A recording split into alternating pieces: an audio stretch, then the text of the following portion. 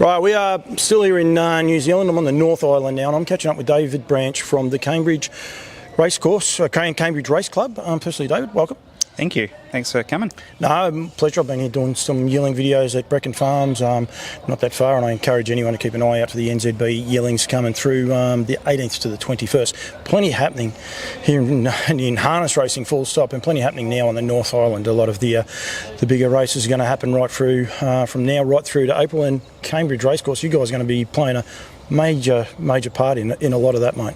Yeah, for sure. Our busy time of the year. So I think 8 race meetings here at Cambridge Raceway over December, January, and then we sort of trickle off a bit, and then we're back for the 12th of April for our big night. So yeah, it's going to be a busy few months. You got nights on the grass. You said to me there before, unfortunately you lost 2 of your bigger ones, but a day like today, expectation of the crowd, you get a social crowd that come, the races are on, but you've got great amenities there for people to be able to sit back and grab a beer and enjoy themselves and have a nice feed as well. Yeah, for sure. Be a bit tricky tonight, probably still people at the beach and enjoying the summer, but from next week, we've got a Friday night meeting next week, so we're expecting a good crowd, and then we've got a race meeting on Auckland Anniversary Monday, which is a public holiday here towards the end of January, so that should be a bumper crowd as well for that one. Yeah, plenty to discuss. The Grins is back, the race by Grins, I should call it. Firstly, expectations and excitement level, third year round. You're starting to get your head around what to expect? Yeah, for sure. And I guess the interesting thing is we haven't had any horses locked in for that yet. So all of those conversations are happening in the background. I'm hearing we're not far away off hearing a couple be announced. But yeah, all the fun's still to come with that. And of course, we've added a trot slot race as well with the TAB Trot for this year. Hold your horses for a sec with the trot slots. We'll get to that. But the fast class horses, the depth here in New Zealand at the minute is outstanding. I don't think the Australians realise the quality of horses. The Aussie horses as well. It augurs almost nearly an Australian-New Zealand clash. You could nearly get half and half in a way, really make it a real showpiece race. It's the first $1 million slot race last year, and I suppose the build-up and what you guys are building, it's awesome. And to be able to get it here, and we want to be able to promote it. We want to try and get these cross-code things. I don't know if anyone's reached out to Leap to Fame, but if they could get him up here, it'd be something just out of this world. Yeah, absolutely. That's what it's all about, right? Harness racing is at its best when we're competing with our Aussie friends, and we've had really good representation both years actually, but I think you're right, there's potentially 4 or 5 we could end up with here taking on our best ones, and obviously that leads into the Auckland Carnival as well with the Auckland Cup, so it's a great incentive to get them over here and for that race and then have them stay on, which is what we want. Yep, and it's tailor-made for trotters, when I think you guys have done a huge job there, plus there's Wheeling sales in the middle of that as well. The trot slots, is that going to be the name? It's called the TAB Trot. The TAB Trot now, officially the TAB Trot. Yeah. It wasn't a real wrap for the other one, so the TAB Trot run on the same night. It's going to be the first time. Last year, I won't say it wasn't a precursor, but at least you had Australasian interest with Aldebaran and Zeus coming across here, jumping on the bunny, leading, winning, going enormous, and you really struck a chord with Duncan McPherson, because he absolutely loved it and enjoyed the night. You've capitalised on that now to have the first slot race for the trotters in Australasia again, which I think hats off to you guys. I think it's awesome and really super exciting to be a part of, I would imagine, in the build-up for it for you guys. Yeah, I guess it's funny how things like that happen, because we wanted to run the first trot slot race last year and just couldn't get it together, and things didn't fall into place, so we thought we'll wait a year. In hindsight's a great thing, but there probably just wasn't the depth that we've got now. We had some of our good New Zealand horses that were out and weren't able to make it, so yeah, by all accounts it's coming together, it's definitely happening. Yeah, and it's going to be a clash. It's going to be, hoping to get some Aussies over for it, but our top sort of 3 or 4 headliners here in New Zealand as well, all taking on them would be outstanding. Oscar Bonavina's just in rare form, and I know Mark's keen not to travel with him because they've got him in good order, so a race like that would be right up his alley. Muscle Mountain, Nina Hope, she said back before Christmas this was his main aim, or one of his main aims. I would imagine the Roe Cup is another one, and that's what it does work in for. I know Aldebaran Zeus is back in Australia. Whether he comes back for it, I don't know, but I've heard of Queen Elita's coming. Saw what RC Phoenix did the other night in the Aldebaran Park Murray Mile, smashing the track record. Imagine what he could do here on a nice warm April night with Chris Finozio. Just Believe, the depth of trotters in Australia is just outstanding, and there's still a few more up and comers as well. RC Phoenix had a few other, London Tour Brick is another horse that had his measure. He could come over here. There's so many good tails. I think that's one thing that people don't realise when people say, oh, it's a trot race. There's so many more twists and turns to the tails of horses that can come across here, and the spark and the attention that they'll grab for people both sides of the ditch is exciting. Yeah. As a trotting enthusiast, someone that loves the trotting gate, I think it's going to be shaping up to be one of the races of the century. Really, if we can get those horses, those headliners here, and there's only 8 slots as well, so that adds more to the intrigue. I just filled 12 of them. Yeah, exactly. So who's going to be getting those last ones? And that's when all the games start, and that's it's the real benefit of a slot race is you get the hype leading into it with all the deals happening in the background and start announcing those, which will start happening over the next few weeks, I'm sure. So no spots filled in either just yet? Just Queen Elida for the tab in the TAB Trot, yeah. In the TAB Trot. And so she gets the one draw, so we know... Does she get the one draw? No. No, well, unless there's another mare or a 3-year-old comes in. So that's what could throw that. But so that's preferential barrier draw, 3-year-olds, then mares, then it's open, so... Yeah, Sonny's sister. Yeah. Walking on Sunshine? Yeah, Walking on Sunshine. Contested the Derby last year and ran second. And we saw what the boys did in the pacing race when they nearly pulled that one off. Yeah, for sure. Well, they were going to run third until she put in the hop, skip and jump. But that's okay. It was a lot of fun. That's the intrigue about these races. I mean, one that surprised me, but it's this build-up and what we want to be able to get. And that's where our opportunity is of getting people outside. We preach the converted so many times. It's an opportunity to be able to get someone outside of that involved in the industry. Yeah, and that's a really big focus for us this year is how can we, one is about getting people on course to have a good time, and we've got plans to increase that capacity and to get more here for the atmosphere, but also how can we touch with people that aren't necessarily involved. They might watch one harness meeting a year. We're in such a fortunate position here in Cambridge with all the thoroughbreds on our doorstep, and I know those guys love a night out at the trots. So we get them talking beforehand, and everyone loves good horses, so it gets people out. So they are like the horses you and I have just spoken about, just like a horse like a Cuda, local champ, and he'll be here.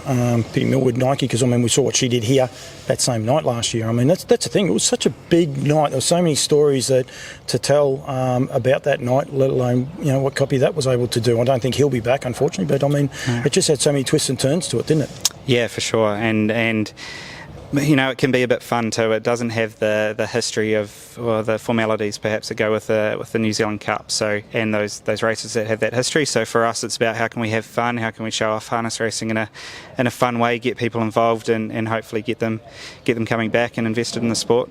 Encourage everyone to come because it was fun. One thing, hats off to you guys. I think it was only a 7-race card last year. Straight after that last race, did the presentations, and then bang, the band started up. That was fun. I want other clubs to follow it because I think it's proven that it works. The build-up that you had with the people, and anyone wondering, all the people were here. They watched the Grins because they knew the band started afterwards, so they were on the fence ready to go. Great way. Instead of them having their backs turned, they actually were facing the horses, watching them, cheering them, and then they knew once Copy that left the track that the band was about to start. And I think hats off to you guys for forward thinking, because I think a lot of clubs need to follow that prototype. I think it worked. I saw it. I saw some commentary about it that they said, the race in West Australia was better. They weren't here. I saw the build-up. I felt the atmosphere. It was outstanding, and it was just a great night. Yeah. That idea is not original. So sort of leaning off the Karaka Million, they have their 6 races, they stick to that format, and they don't waver for anything, and then they go straight into the party. But obviously we'll have to do things a little bit different this time. For me, it's really important that the race by Grins is still the last race, but we want to give the TAB Trot field their time in the sun as well, so not having those two back to back. So we might look at adding another race in between or doing that so that they get their fair share of the limelight as well. But certainly looking to hold on to that format of the last race and then into the party, because I think that worked really well as well. Boutique night? Will still be a boutique night? Yeah. 8 races, 8 or 9 probably. Yep. Yeah. So we've done some work to strengthen the undercard a bit as well. So we've got a $50,000 sort of North Island Regional Trotters final. So there's a heat of that being run here tonight, and then also a Country Cups heat, which is good as well. And we're also looking to do an invited driver, ladies invited drivers race, and try to get some of the really good Aussie female drivers over for that as well, and to take part, and just something different on the night that highlights a different aspect of our sport as well. Yep, absolutely, and there is so many skilled ladies. It's ridiculous. You guys got one of the most winningest ones across the road here as well as in New Zealand. So you don't have to go too far for one in light, that's for exactly. sure. So what else is happening? Because we did speak about a few other things, and they've walked out of my noggin just at the minute. But you have got a few other things. You got your race syndicates. Those horses are starting to get ready to get up and about and start racing. Yeah, so we've set up a syndicate which has leased a couple of horses. One from Brecon Farms and Woodland Stud, so a couple of yearlings last year, just turned 2. One with Nikki Chilcott, one with Tim Hall, and one with Anna Donnelly, so all trained here on the track. And then we've also tied in a slot in the TAB Trot into that syndicate as well. So we've had really good interest to start with. We're over 50% full, but so still space there if anyone wants to get involved and have a bit of fun there with some well-bred 2-year-olds. Hopefully they'll be racing as 2-year-olds, and then also a slot in the first running of the TAB Trot.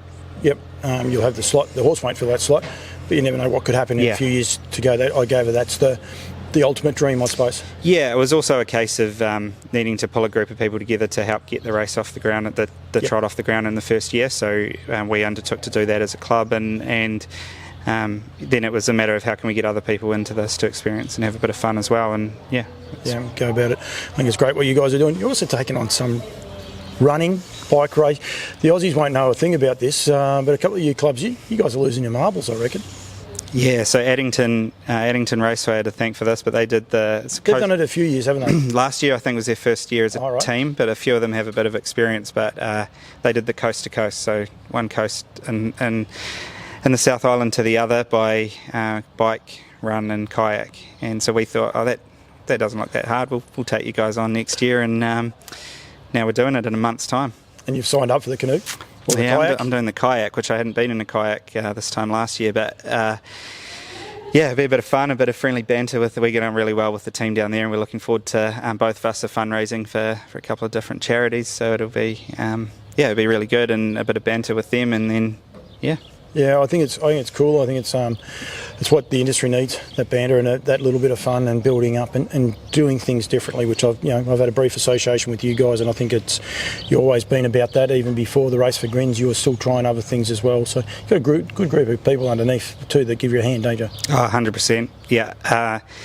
You couldn't do it without a good team around you, and the team we have at the moment are incredible, and the passion they have. Then a lot of them aren't from a harness racing background at all, but they just embrace it. They want to change. They want to create positive things for the industry. They like to do things differently, and couldn't be more thankful to be surrounded by those guys. And you would have seen a bit of the banter when we were in the office before, and it's. But you've seen it at the yearling sales as well. The weanling sales, they go everywhere. Addington Cup Week, they've been there as well. Auckland, they go there and when they go, they bring that passion with them. So I think that's again more what we need in this industry. Yeah, definitely. I think, going to Cup Week and stuff, and everyone did that off their own bat this year. So they all wanted to go to spend a couple of days down and see, support the industry and be there. I don't think you'd have many teams in many industries that would want to spend their own money to do that. And so, full credit to them. And, just super excited to see what we're going to achieve this year. Well, Dave, thank you. Look forward to seeing the announcements as they roll out. I did know about Queen Elida, so I wasn't sure if I was allowed to say that one or not. But I think the opportunity's still there for a couple of the fillies to potentially put their hand up and throw the cat amongst the pigeons, if you like, with her. But and as I said, I think there's going to be a good crossover, if you like, of potentially some of the Australian horses coming over, which would be super, super exciting for the industry as well. Well done, what you guys are doing. Well done to all the sponsors and everyone else that takes those slots up as well, for getting behind you and helping drive it as well. I think that makes a huge difference as well. Yeah, we couldn't have done it without those guys, with the Duncans and Pat and those guys. We couldn't have got the race off the ground, and the ones in New Zealand who have got behind it. The obviously notable one being the TAB as well. Without their support, it would only be a dream again this year. So to have it all come together, it takes a lot of people. Pat has I'm Ready Jet, who might be coming, but he also has a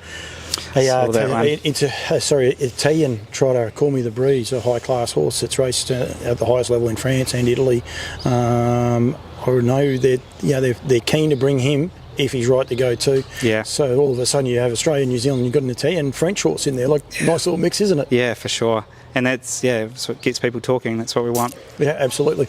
Mate, thank you. Really appreciate it. I'm going to hang around for a while and catch up with some of the participants when the races start, which won't be that far off, actually, and we'll go from there. I thought we were going to have a greyhound race, but we must have got a big gap in between it. But they're all finished up, probably. They're all done. But, yeah. Dave, thank you, and well done to everything you guys are doing, mate. Thank you very much. Sweet.